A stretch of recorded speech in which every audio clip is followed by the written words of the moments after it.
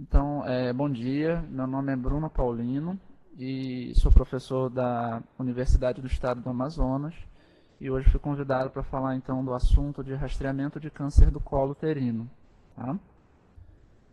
A gente vai falar basicamente das diretrizes brasileiras para o rastreamento de câncer de colo que foram editadas pelo Ministério da Saúde em 2016. Ela está bem completa e nos ajuda bastante nas diretrizes para o rastreamento da doença. A gente não pode deixar de falar que o Amazonas ele é campeão no estado e no Brasil em relação a câncer de colo. Isso não é nada que a gente venha se orgulhar. E o causador do câncer de colo é esse cara aí, é o papilomavírus ou HPV. O câncer de colo de útero, então, é uma doença causada por um vírus, é um câncer causado por um vírus. E para a gente entender como é que foi feito esse programa, essa diretriz, a gente tem que falar um pouquinho da história, né? Então, em 89 foi criado o SUS e em 96 o programa Viva Mulher, que foi um programa pioneiro para tentar combater, então, aquela que em 96 era a principal causa de câncer nas mulheres. Então, foi feito um programa nacional com laudos e condutas padronizadas e com recursos próprios alocados para esse programa. Hoje a gente percebe vários outros programas parecidos com esse. Naquela época, em 96, isso era inovador e fez toda a diferença para o controle dessa doença. Então, o que esse programa previa? Ele previa que a gente tinha que ter um exame de rastreamento, ou seja, um exame muito sensível, que identificava os casos positivos e suspeitos. E aí a gente faria um exame de confirmação e tinha que fazer o tratamento. Tá? Então, no colo de útero, o exame de rastreamento é a colpocitologia, é o preventivo. E quando a gente tivesse, então, esse preventivo com as suspeitas positivas, a gente vai fazer a confirmação com a colposcopia e biópsia e fazer o tratamento eficaz. É importante a gente entender a estruturação do sistema de saúde para que das três atenções fique sobrecarregado. A atenção primária, que é a coleta dos preventivos, ela deveria ser feita principalmente pelo médico de família, nas UBS, né? E assim que tivesse um exame alterado, ser encaminhado para uma atenção secundária, que seriam as policlínicas, onde haveria então o ginecologista capacitado para fazer a colposcopia, e no caso de uma colposcopia identificando uma lesão de alto grau ou um câncer inicial, ser para a atenção terciária, que aqui no nosso estado seria a Fundação SECOM. Quando a gente não faz o rastreamento adequado na unidade primária e encaminha muitos exames para a unidade secundária fica sobrecarregada. E quando a unidade secundária não tem a infraestrutura necessária para resolver os casos, aí a terciária fica sobrecarregada. Infelizmente, no nosso estado, nós temos uma sobrecarga muito grande em cima da Fundação SECOM, e que acaba absorvendo os problemas de uma infraestrutura que não está totalmente ainda organizada, né? É importante a gente falar da nomenclatura, para a gente se entender, a gente tem que falar a mesma língua. Então, desde 1941, o Papa Nicolau desenvolveu uma classificação e agora a gente já está na classificação de 2016. Infelizmente, alguns laboratórios eles ainda estão usando a classificação desatualizada, o que dificulta ao ginecologista, ao médico que pega o resultado, a fazer uma conduta padronizada. A gente tem que lembrar que lá naquele primeiro slide que eu mostrei, ele falava condutas padronizadas, laudos padronizados. Então, quando vem um preventivo assim com resultado displasia leve, ou então classe 3, fica difícil fazer um laudo padronizado, uma conduta padronizada, para um laudo que não está ok. E nesse ponto eu abro parênteses para falar que no SUS os laboratórios estão padronizados. Então, o exame preventivo no SUS, às vezes ele demora, mas ele vem com o laudo devidamente padronizado. E muitas vezes o laudo num laboratório particular, obviamente que não são todos, eles acabam vindo rápido, mas eles não vêm padronizados e acabam não ajudando, né, não orientando o profissional de saúde, criando muita angústia para a paciente. Então é importante a gente estar num bom laboratório, às vezes esperar um pouquinho mais pelo exame do SUS, mas que venha padronizado, né? Então, como é que deveria ser o método de cobertura ideal para que a gente consiga vencer essa doença? Eu tenho que fazer um recrutamento, né? Rastreamento é assim, eu vou pegar uma paciente assintomática que só porque entrou naquela faixa de idade ou uma faixa específica, ela começa a fazer o exame, mesmo sem sintomas. Então, o recrutamento ele tem que ser baseado em dados populacionais. Por isso, o médico de família, diferente de um clínico, diferente de ginecologista, ele tem noção de quantas pacientes vivem naquela região, qual é a idade, e ele tem essa visão melhor do que um ginecologista, né? O ideal, né, é que a paciente em casa recebesse a sua cartinha falando, olha, parabéns, você completou a idade X, agora você pode se dirigir ao UBS às 8 horas da manhã de segunda-feira do dia Y, e você já está agendado a sua consulta, né? Parece ainda um pouco longe da nossa realidade, mas isso já acontece em muitas cidades brasileiras. E para a gente conseguir vencer essa doença aqui no Amazonas, a gente tem que se organizar dessa forma. Então, a adoção de recomendações baseadas em evidências, então não é o que eu acho, não é a minha experiência, é o que está no manual, porque a gente tem que ter condutas padronizadas. O recrutamento, ele deve ser feito para aquela mulher que falta. Então, eu tenho que ir na casa daquela paciente e falar, olha, você não está fazendo corretamente. Isso é importante para a alocação de recursos. O que a gente observa que acontece hoje é aquela paciente que não precisa, ela faz 5 exames no ano. E aquela que precisa fica, às vezes, 5 anos sem fazer o exame. Então, esse recrutamento é necessário. A garantia da abordagem, não adianta eu fazer diagnóstico se eu não consigo garantir a ela o tratamento dos exames alterados. A educação continuada, ou seja, eu tenho que estar baseado em evidências e eu tenho que estar sempre acompanhando a evolução das tecnologias e a garantia da qualidade dos procedimentos, seja pelo diagnóstico do preventivo, seja pela qualidade do atendimento médico. Tá? Então, qual é o método de rastreamento escolhido pelo Ministério da Saúde? É o preventivo, né? A colpocitologia oncótica. E como é que ela deve ser feita? Ela deve ter início aos 25 anos para todas as mulheres que tiveram atividade sexual. E nesse ponto, eu abro um parênteses para falar, é atividade sexual, o Ministério ele não fala entre atividade heterossexual ou homossexual. Então, aquelas mulheres que fazem sexo com mulheres devem fazer também o preventivo. Os exames devem seguir até os 64 anos e serem interrompidos quanto após dessa idade as mulheres tiverem 2 resultados negativos nos últimos 5 anos. Tá? E como é que é o intervalo dos preventivos? Eles devem ser exames trienais, ou seja, de 3 em 3 anos, depois que eu tiver 2 resultados negativos anuais consecutivos. Tá? Então, repetindo, para a gente conseguir materializar que isso é uma das partes mais importantes da aula. Eu começo o rastreamento aos 25 anos, tá? Para todas aquelas pacientes com relação sexual, que já tiveram atividade sexual. O intervalo da coleta é de 3 em 3 anos, depois que eu tiver 2 anuais consecutivos. Eu vou parar com 64 quando eu tiver, então, 2 negativos nos últimos 5 anos. Olha, existem críticas a esse método de rastreamento, mas todas essas condutas foram baseadas em evidências científicas. E isso também é um dos critérios do programa. Não faço da minha cabeça, não faço porque eu acho, eu faço porque tem evidência científica. Então, a gente tem que dar o mérito a todo esse trabalho que foi feito. Então, hoje a orientação é dessa forma, tá?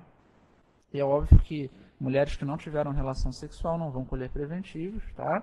E é óbvio que mulheres que tiverem menos de 25 anos ou mais de 64, que apresentarem sintomas, elas podem colher o preventivo. Porque aí eu não estou fazendo rastreamento, eu estou fazendo o diagnóstico. E quando eu estou fazendo o diagnóstico, porque a paciente tem a queixa, aí a conduta médica prevalece. Então é importante a gente ter diferenciado bem isso, o que é rastreamento e o que é diagnóstico. Diagnóstico é quando a paciente tem sintomas e aí eu posso pedir o exame. Rastreamento é paciente assintomática que só porque chegou naquela idade e tem aquele perfil faz o exame, tá? Isso é muito importante ter na nossa cabeça também.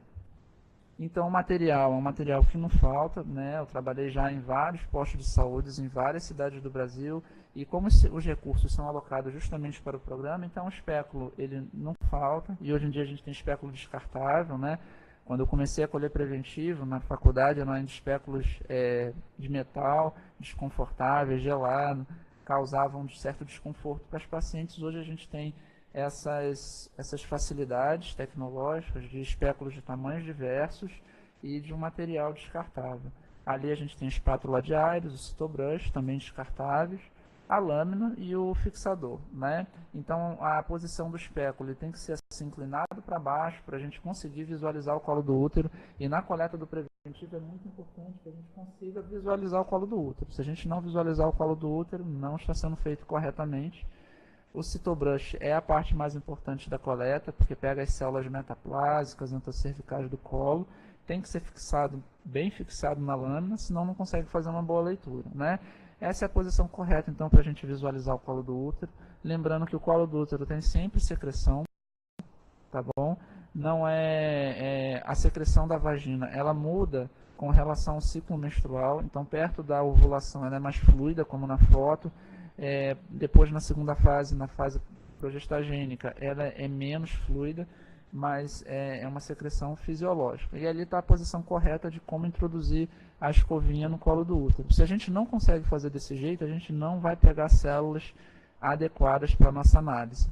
A fixação tem que ser feita também corretamente, tá bom? E aí a gente vai falar um pouco sobre o exame normal. E é importante falar sobre o exame normal, porque para a gente entender o alterado, tem que saber o que é o normal. Então, o que é uma amostra insatisfatória? Aquela amostra que não deu certo. Existem dois tipos de insatisfatórios. É aquele material acelular ou hiposselular, quando eu tenho menos de 10% de esfregaço de células cervicais. Isso pode acontecer porque você não fixou direito, ou então principalmente naquelas pacientes no climatério, que estão muito ressecadas, e aí você não conseguiu colher material adequadamente. Tá? A gente vai ver mais adiante que existem estratégias para a gente poder melhorar a capacidade de coleta nas pacientes do climatério. Né? E a fixação é um treinamento. A leitura prejudicada, quando eu tenho mais de 75% de esfregaço, contaminando as células com sangue, piócitos, artefatos, tá? Então, por isso é importante o preparo antes de colher o preventivo. Eu não posso usar lubrificante no espéculo, a paciente não pode estar menstruada nem sangrando. Se eu observar alguma infecção, eu tenho que tratar a infecção antes. E qual é a recomendação quando acontece um desses exames? A recomendação é repetir o exame em 6 a 12 semanas, corrigindo o possível problema. Então, se a paciente tiver com uma infecção, trata a infecção. Se a paciente tiver com sangramento, espera a menstruação passar. Se foi usado algum lubrificante, não use o lubrificante. Se ela teve relação, não tenha relação. Então é importante esse preparo para o preventivo, senão prejudica e vem um resultado insatisfatório, como a gente está vendo aí. Tá? A amostra satisfatória, ela tem que então contar com pelo menos 2 dessas células escamosas, glandulares e metaplásicas, e a presença dessas células, mais de um tipo de célula, é uma amostra de qualidade da coleta. Se você não colher o colo do útero normalmente com a Cytobrush, não visualizar o colo, só vai vir células escamosas da vagina, e a coleta não está, ela está satisfatória, mas ela não está adequada. Então, quando o manual fala que vierem apenas células escamosas, eu tenho que repetir esse exame no ano seguinte, tá? Dessa vez tomando cuidado para visualizar o colo e colher exatamente o Cytobrush ali no colo do útero. Então, entendam a diferença entre um exame insatisfatório, que são aquelas 2 opções iniciais, de um exame satisfatório somente com células escamosas. Então, o exame satisfatório com células escamosas quer dizer assim, olha, melhora a sua coleta, tá? O patologista ele fala para a gente, eu consegui ver, mas a coleta não está colhendo material adequado, então tenta melhorar a qualidade da coleta no ano que vem, tá bom? E aí tem algumas situações especiais que a gente tem que relatar, como por exemplo as gestantes. As gestantes, elas devem colher o preventivo como qualquer outra paciente, tá? Entram no rastreio, isso é o manual que está falando. As pacientes na pós-menopausa também.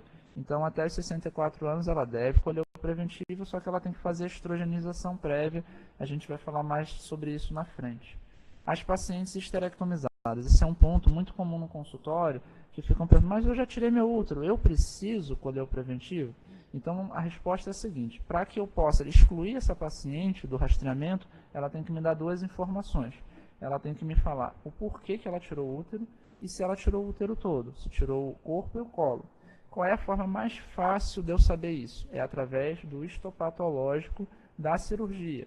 Então, naquele histopatológico, vem dizendo qual era a doença do que foi realizada a cirurgia e se tirou o útero todo. Se ela tiver feito a cirurgia por patologias benignas e se tiver tirado o útero todo, o corpo e o colo, ela não precisa mais fazer o rastreamento. Ah, mas eu não tenho essa informação. Se você não tem essa informação, porque perdeu o laudo patológico, né? Então tem que colher o preventivo. Então mantém no rastreamento. E é muito importante ver o lado patológico, porque algumas pacientes elas fazem a cirurgia, por exemplo, um mioma, que é uma patologia benigna, e na hora do estudo percebe que tem uma lesão no colo. Ou seja, fez a cirurgia para uma situação e na hora do diagnóstico percebe que tem outra situação, e aí é importante a gente ver então o preventivo. Esse caso das pacientes esterectomizadas é um caso que a gente tem que dar especial atenção, que é uma dúvida muito comum, né? Aquelas mulheres sem atividade sexual, elas não fazem o rastreamento com preventivo, tá bom? Lembrando, da atividade sexual é heterossexual ou homossexual. E as imunossuprimidas também é um capítulo à parte. Por quê? Aí a gente fala imunossuprimidas, tá? Óbvio que a gente lembra das pacientes soropositivas vivendo com HIV/AIDS, tá? Mas pacientes que fazem tratamentos quimioterápicos para câncer, pacientes que usam doses imunossupressoras de corticoide, todas essas entram nesse padrão, tá bom? E aí como é que ela tem que fazer o seu exame? Ela faz o exame imediatamente após o início da atividade sexual, dessa vez não espera os 25 anos. No primeiro ano, de 6 em 6 meses e depois anualmente, tá? A exceção vai acontecer nas pacientes soropositivas, HIV positivas, com abaixo de 200 células CD4. Quando elas abaixam essas células CD4 de 200, a gente volta a colher a cada 6 meses, e aí quando ela recupera a contagem de células, a gente volta a colher anualmente. É importante falar isso porque quando eu estou na UBS e eu estou fazendo acompanhamento ginecológico de uma paciente soropositiva para HIV, eu tenho que estar vendo os exames de carga viral e células CD4 e CD8. Eu tenho que estar pedindo isso. Não é uma responsabilidade só do infectologista, tá? O ginecologista tem que estar atento a isso, porque abaixou as células, 200 células CD4, vai fazer a profilaxia para neurotoxoplasmose, para pneumocistose e vai fazer a profilaxia para câncer de colo de útero com preventivo de 6 em 6 meses, tá bom? E aí vamos falar então do resultado normal. O resultado normal do preventivo, ele não vem sempre escrito assim normal. Ele tem algumas peculiaridades que às vezes podem causar um certo desconforto para o médico que recebe, falando, poxa, isso aqui é normal realmente? Então, normal, ele pode vir escrito assim, por exemplo, alterações celulares benignas, reativas ou reparativas, ou então uma inflamação sem agente específico. Eu preciso tratar isso? Não. Eu vou seguir a rotina exatamente como deve ser. Resultados, exames trienais, né, depois de 2 resultados anuais consecutivos, tá? Se a paciente tiver alguma queixa, eu tenho que examiná-la e tratar a queixa, mas não tratar o exame, porque até o exame de preventivo não é feito para diagnosticar inflamação. Qual é a flora vaginal de uma vagina? A vagina é como a boca, tá? Ela é molhada, como eu já falei, tem secreções e ela tem bactérias, e bactérias que mantêm o pH vaginal aceitável dentro do normal. Essas bactérias são os lactobacilos, são os cocos, são os bacilos, eu não preciso tratar isso. Então, vir inflamação por um desses agentes é totalmente dentro do esperado. E se eu começo a tratar e matar esses agentes com os antibióticos, eu vou desregularizar o pH da flora e aí sim eu vou causar um problema para o paciente. É óbvio que essa palavra inflamação, às vezes cria uma certa apreensão para a paciente, a gente vai perder um tempo para explicar para ela que aquilo ali é algo fisiológico, mas faz parte do trabalho do médico estar fazendo a melhor conduta. Se a paciente tiver sintomas, aí é diferente, aí eu tenho que examinar, tá? Porque às vezes pode vir um preventivo normal, com lactobacilos, e a gente sabe que o resultado demora, às vezes, 2 meses para chegar, às vezes uns 3 meses, e na hora que ela está entregando o exame, ela está com alguma sintomatologia, que há 3 meses atrás, quando ela colheu o exame, ela não tinha. Então eu tenho que examinar a paciente, aí eu vou tratar baseado no meu exame físico, e não no resultado preventivo, tá bom? Outros nomes de resultados normais que deixam a gente um pouco confuso. Metaplasia escamose imatura, reparação, radiação, tudo isso é normal e eu sigo a rotina de rastreamento como está indicado no manual.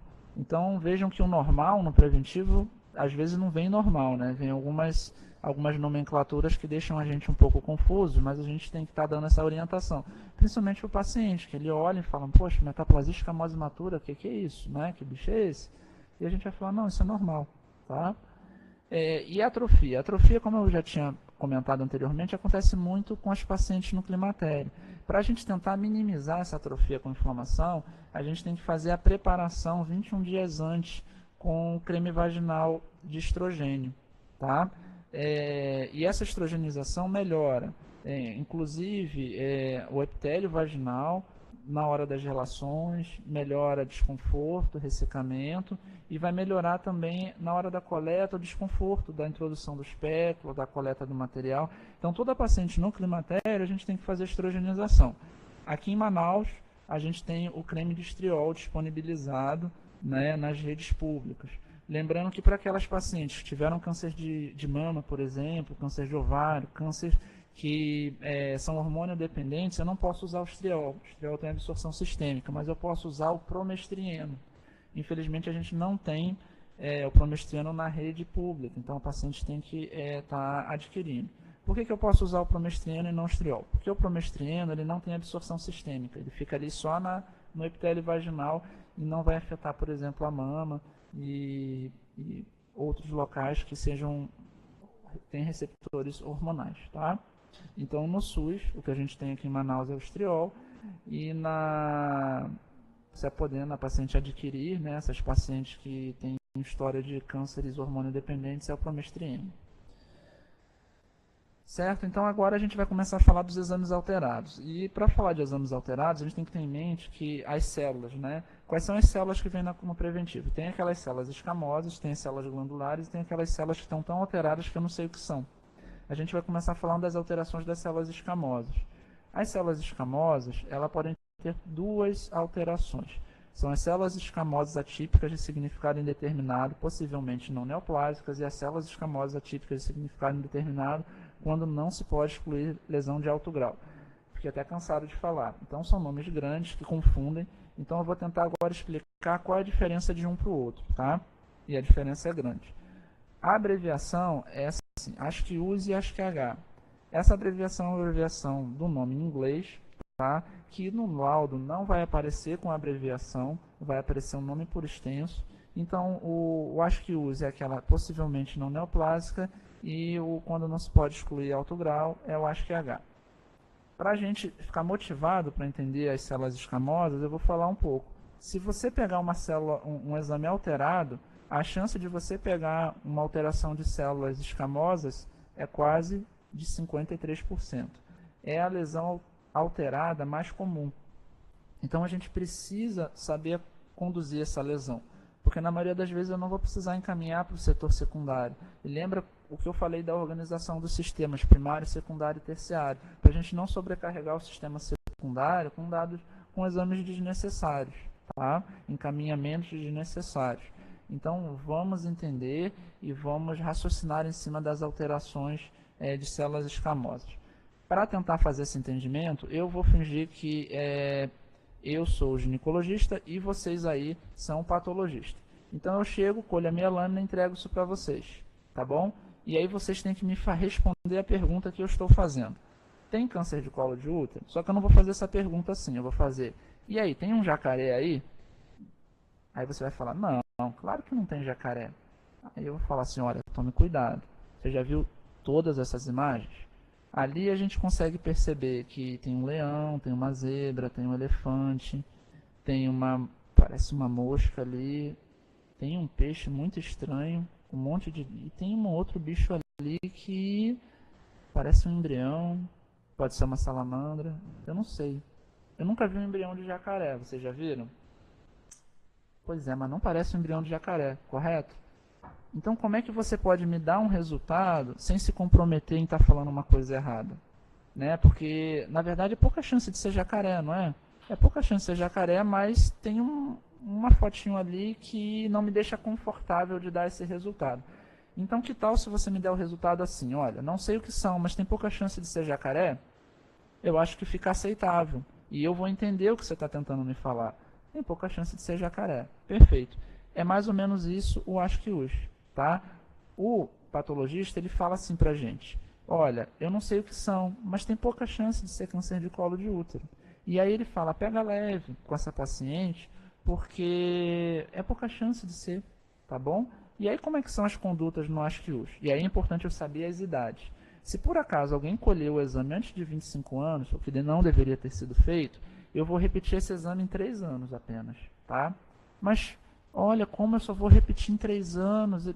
A gente tem os estudos comprovando que quando a gente é invasivo nessas pacientes antes dos 25 anos, a gente prejudica essas pacientes, né? Na maioria das vezes, o sistema imunológico consegue controlar o vírus e ele vai embora de forma sozinha, tá? E quando a gente começa a fazer biópsias e biópsias desnecessárias naquele colo de útero, a gente pode até prejudicar a paciente num futuro quando ela quiser engravidar. Então eles falam, olha, já que é uma faixa etária, adolescência, o sistema imunológico é tão bom, então eu tenho que pegar leve com elas, eu repito esse exame em 3 anos, tá bom? Já se for 25 anos ou 25 e 29, aí eu vou repetir em 1 ano, tá? E se for mais de 30 anos, aí eu repito em 6 meses.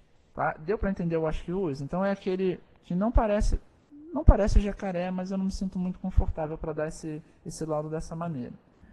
É totalmente diferente agora. Então eu sou de novo ginecologista e vocês são os patologistas. Tem jacaré aí? Antes de você me responder, eu vou te falar, calma, jacaré é um bicho muito complicado. Olha esse aí. Esse aí não é um jacaré, é um crocodilo. Esse aí não é um jacaré, é um gaviar. E aquele ali é um alligator. De fato, não são jacarés.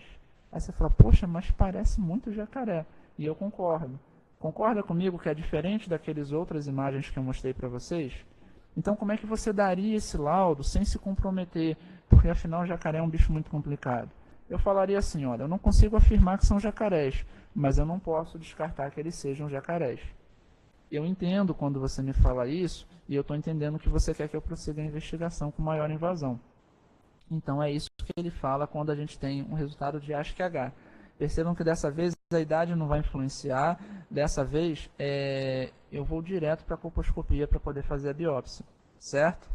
Entenderam então a diferença entre o ASC-H e o ASC-US? Possivelmente não neoplásicas e não podendo descartar alto grau. E como é que é a colposcopia? A colposcopia, então, é um exame feito em uma unidade secundária, tá? É feito por um ginecologista com habilitação, onde eu vou ver o colo de útero através de um microscópio, vendo as lesões mais suspeitas. A biópsia é dirigida para aquela área onde existe a maior suspeita da lesão. Ali a gente vê do lado um colo no início do exame. A primeira etapa do exame é passar o ácido acético, onde as áreas suspeitas elas vão se colorir de branco, que seria as proteínas sendo desnaturadas pelo ácido. Então eu sei que aquela área branca é a área suspeita, e depois eu passo o Lugol. E no Lugol, a área que não cora é a área suspeita, porque é a área onde as células têm pouco glicogênio, tá? E isso cai muito em prova de residência, eu falo com muitos alunos. No ácido acético, a área suspeita é a que cora, tá? Fica branca. E no Lugol, a área suspeita é a que não cora, é a que não fica escura. Então, naquela foto, a área ali que não está escura é a área suspeita, tá bom? E aí, na área suspeita, você faz a biópsia, tá? Perfeito. Então, seguindo agora, eu vou falar das células glandulares. Para facilitar um pouco a nossa vida, nas células glandulares, eles se juntaram tudo num resultado só, porque elas são mais raras. Vocês lembram que as células escamosas são 50% praticamente das alterações. Nas células glandulares, só 4,6%. Elas são mais raras, tá? Então, é um exame em que eu tenho que ter um raciocínio, que às vezes eu vou fazer um diagnóstico que não é só no colo do útero. É um diagnóstico que eu estou fazendo também no endométrio e no ovário. Então, às vezes eu acerto, eu miro no que eu estou vendo e eu acerto no que eu não estou vendo, como esse tucano aí. Né? Eu colhi para rastrear câncer de colo de útero e eu vou diagnosticar agora o quê? Eu vou diagnosticar um câncer de endométrio e ovário. Então, seguindo esse raciocínio, eu não posso deixar de seguir a metodologia. E nesse exame, a idade de 35 anos é fundamental. Se eu tiver menos de 35 anos e sangramentos alterados, algum tipo de sangramento alterado, sangramento depois da relação sexual, sangramentos contínuos, eu vou ter que pedir ultrassom. Se eu tiver mais de 35 anos, eu sempre vou pedir ultrassom, tá? Então eu tenho que fazer a colposcopia. Nessa colposcopia eu vou colher um preventivo com a amostra do escovado cervical, da escovinha, e aí eu tenho que pensar em fazer ultrassom dependendo da idade, tá bom? Então essa conduta é muito importante para a gente não deixar passar um câncer de endométrio, um câncer de ovário, tá? E aquelas células que eu não sei o que são? As células que eu não sei o que são é que estão tão alteradas que eu não consigo falar se é escamoso ou glandular. E aí elas são muito raras, tá?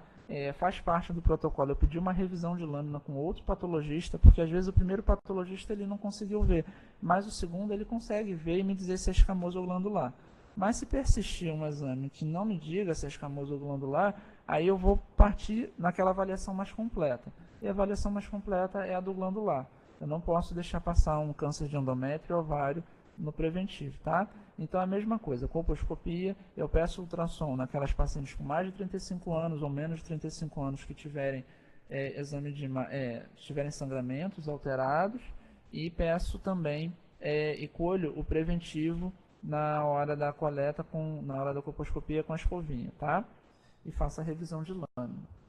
Certo? Então agora eu vou mudar um pouco. Antes eu estava falando das alterações das células glandulares, escamosas e que eu não sei quais são, que são as indefinidas.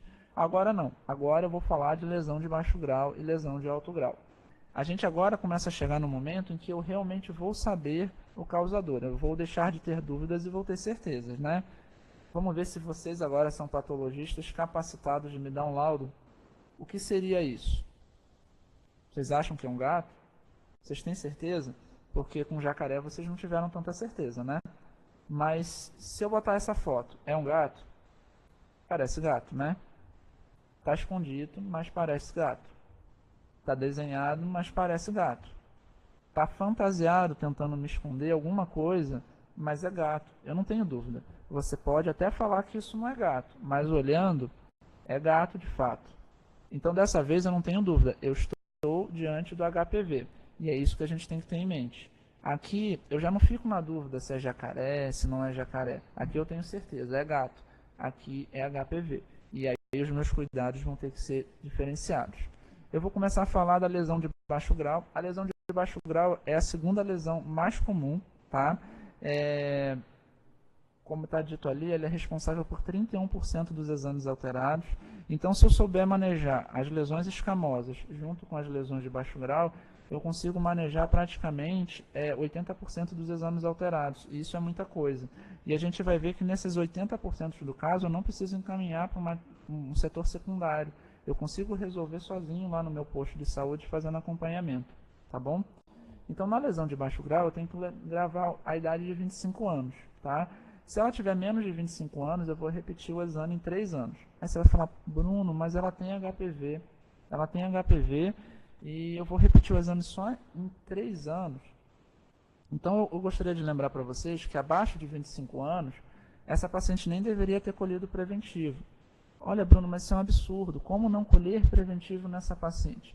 Então, a gente vai falar mais à frente que o Ministério da Saúde ele não exclui essas pacientes porque eles querem economizar dinheiro.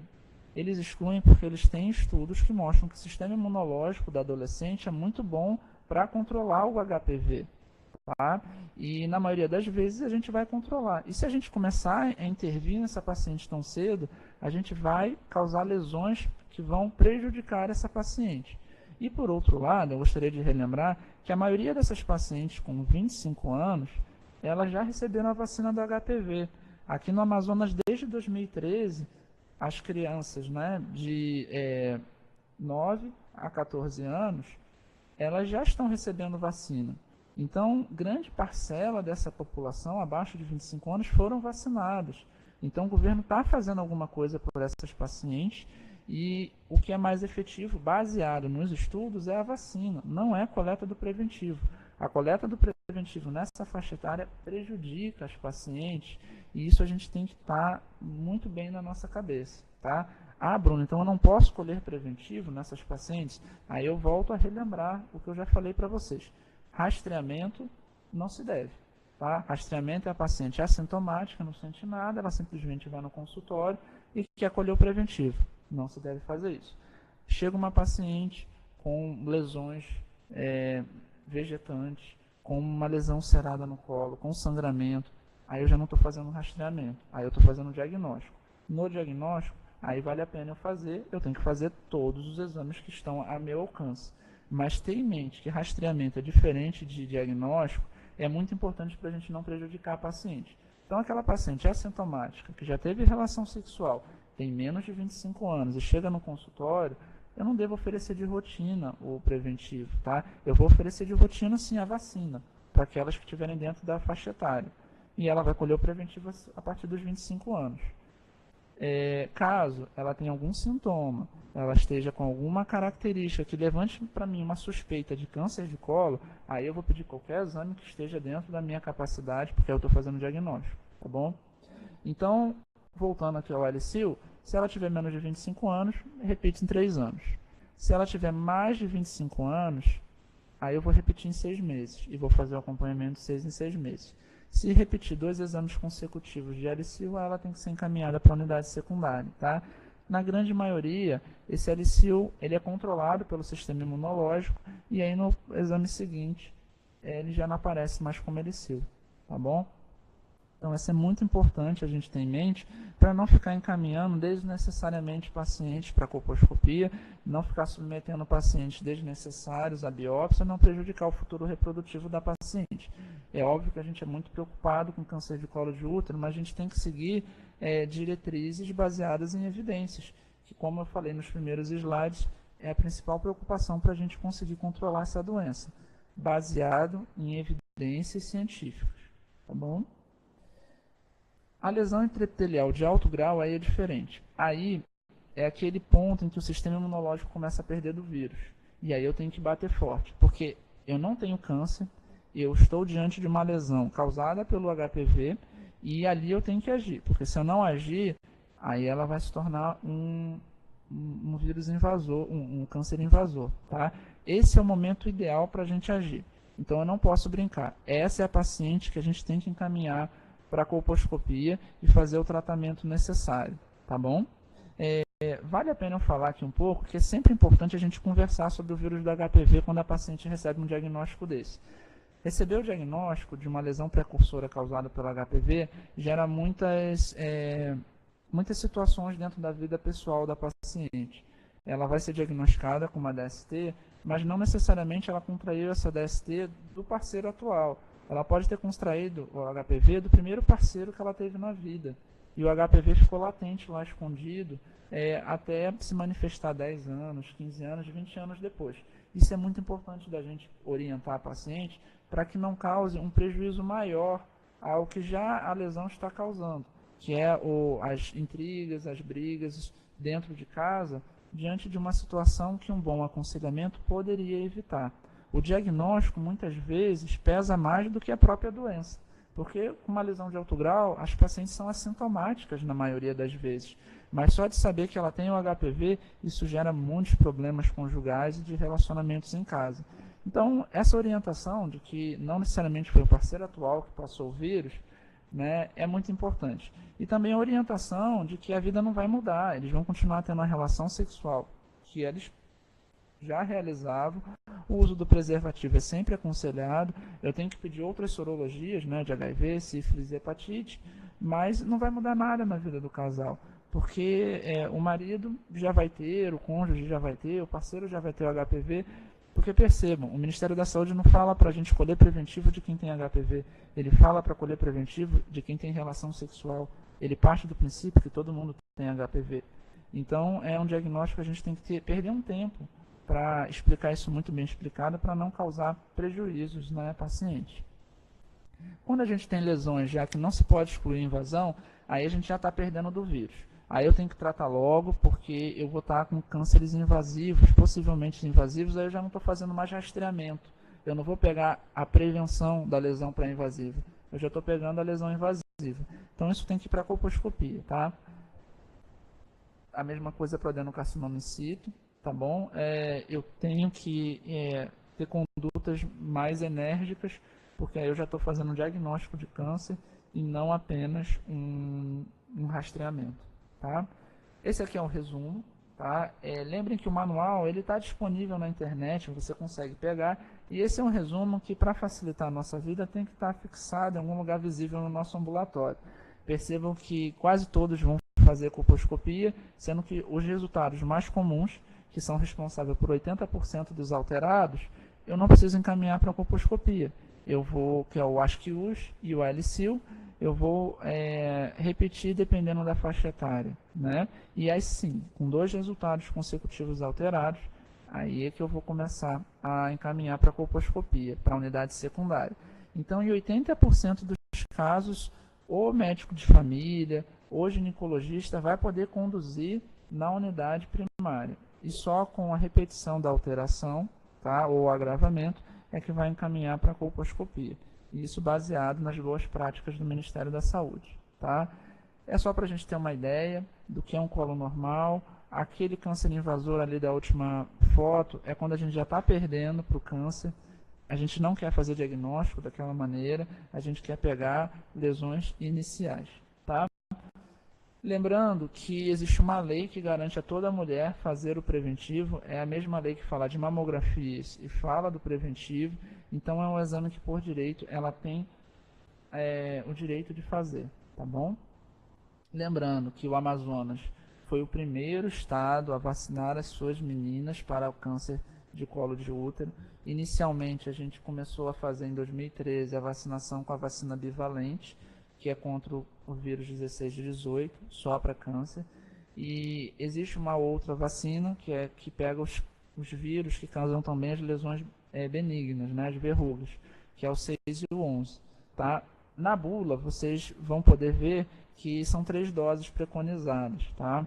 Toda mulher deveria poder fazer esse exame, mas o Ministério da Saúde não tem como fornecer para todas as pacientes. Então, se a paciente ela tiver condições de pagar pela vacina, vale a pena. Independente se ela já teve alguma alteração no preventivo, independente qual é a idade dela, tá bom? Mas o Ministério da Saúde, ele é padronizado em determinadas idades. E quais são essas idades? Né? A vacina é quadrivalente. Eu vou fazer 2 doses, desculpa o slide ali, é 0 e 6 meses, são só 2 doses, tá? E quem é o público-alvo? São meninas de 9 a 14 anos, meninos de 11 a 14 anos e mulheres vivendo com HIV na faixa de 9 a 26 anos. Essas mulheres de 9 a 26 anos vivendo com HIV, eles vão fazer 3 doses, 0, 2 e 6 meses, tá bom? Então eu peço desculpas ali quando eu falei que todos ganham 3 doses, não. Todos ganham 2 doses, 0 e 6 meses, as meninas de 9 a 14 anos, os meninos de 11 a 14 anos. Quem ganha 3 doses são as mulheres vivendo com HIV, que de 9 a 26 anos eles ganham as 3 doses da vacina. Tá? E a vacina é o melhor método de prevenção nessa faixa etária abaixo dos 25 anos. Tá? A gente tem que ter isso em mente. Certo? Então, vacine-se, orientem a vacina, orientem as nossas meninas a se vacinarem, orientem as nossas mulheres a colher o preventivo de forma correta. Tá? Vamos tentar alocar os recursos de forma racional e adequada para que todos tenham a oportunidade de fazer o exame, e aquela que faz 10 exames ao ano, orientá-la que ela não precisa fazer tantos exames, isso não vai trazer benefício a ela, e aquela que fica muito tempo sem colher, ela está abrindo brechas para que haja uma doença. Tá? Eu espero que com essa aula possa ter essa informação difundida para vários municípios do interior. Eu fico aqui à disposição para dúvidas aqui na Universidade do Estado do Amazonas. A minha especialidade é mastologia, mas eu como ginecologista posso estar esclarecendo e ajudando aos colegas do interior que precisem de uma orientação e uma ajuda. E a ajuda tem que ser sempre baseada em evidências, porque a boa intenção, com a ausência do conhecimento científico, ela pode trazer prejuízos para o paciente. E eu tenho certeza que não é esse o objetivo de ninguém. Tá? Eu encerro aqui a nossa reunião científica, a nossa palestra, e dúvidas, aqui estou na Universidade do Estado do Amazonas para poder conversar. Tá certo? Muito obrigado, até a próxima aula.